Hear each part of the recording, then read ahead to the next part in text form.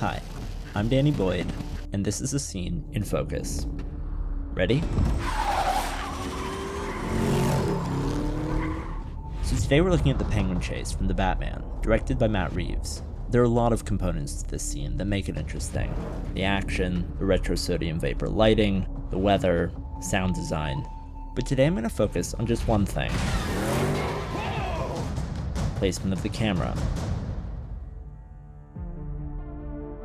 Whatever you think of the movie, the cinematography of The Batman may be its most outstanding quality. But unlike a lot of spectacle movies, The Batman wasn't just shot to look good. Every decision Reeves and cinematographer Greg Fraser make in creating its image is made to serve its story, its characters, and the immersion of the audience. What Reeves didn't want? A movie that keeps his audience held at an arm's length.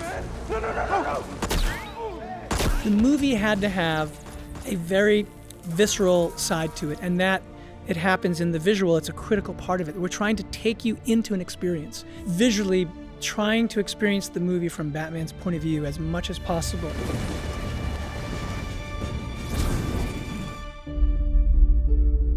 Reeves creates immersion in two ways. The first is by bringing us directly into his world. Gotham is dark, it's grungy, it rains. In other words, it evokes the moody atmospheres of its influences. Clute, Alan Pakula, shot by Gordon Willis. I'm afraid so. Chinatown. I am sorry. The Hand by Wong Kar-wai.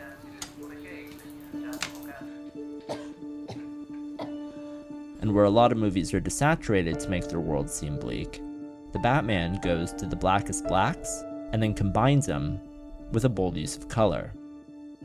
But it isn't just Gotham that's dirty and broken. It's the lenses themselves that we're looking at the city through.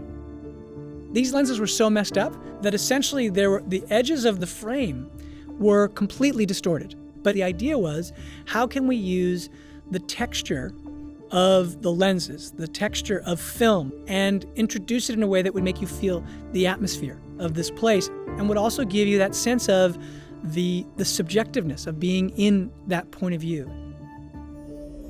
And that leads us to the other way Reeves creates immersion, through the subjective viewpoints of the characters and the action.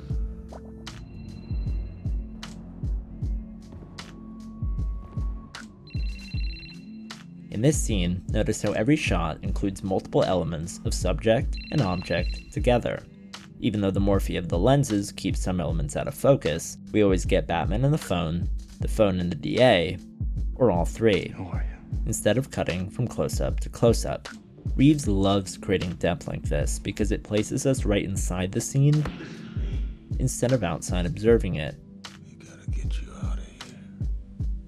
Or sometimes the main action of a scene is out of focus because the character's awareness of the situation is obscured. Or what may seem at first like a conventional tracking shot of one character turns out to be a point of view shot of someone else. In fact, POV shots and mounted shots like these are everywhere in The Batman because they're the most subjective shots out there, and they make us feel like the character and what the character is feeling.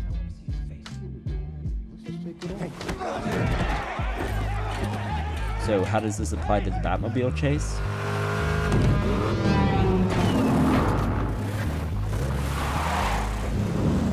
Well, with very few exceptions, nearly every camera angle in the scene is positioned where a participating character or object is, or could be.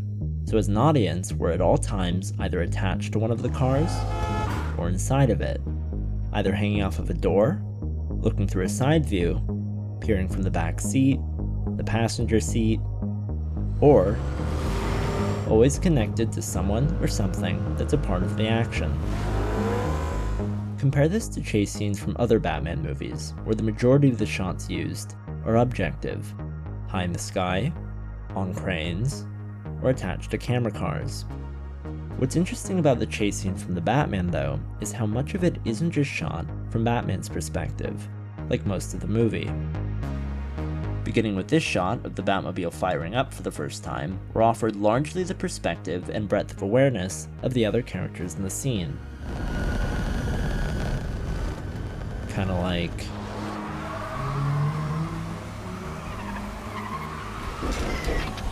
And once the chase scene begins, we hone in on our villain and his reaction shots. We stay with his limited awareness before the Batmobile emerges from the fire. We get these great mounted shots inside his car as he flips around. And at the end of the scene, we get some of the most instantly iconic POV shots ever. Here, here, and here.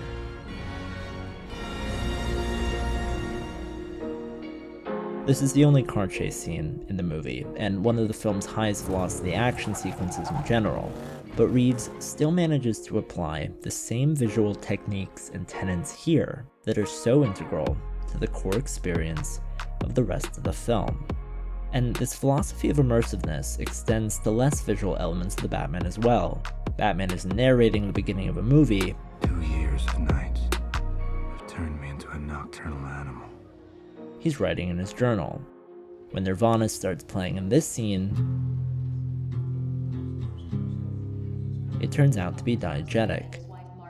I'll have another video later on delving deeper into subjectivity and objectivity in movies and how they're achieved. But for now, just remember, if you're making a movie, drama and action aren't just about the relationships between characters or objects or the world. It's about how you choose to present those relationships to the people on the other end. Whether it's in a chase scene, a hallway gunfight, or just two characters in a room talking. I'm Danny Boyd. This was The Batman. Thank you so much for watching.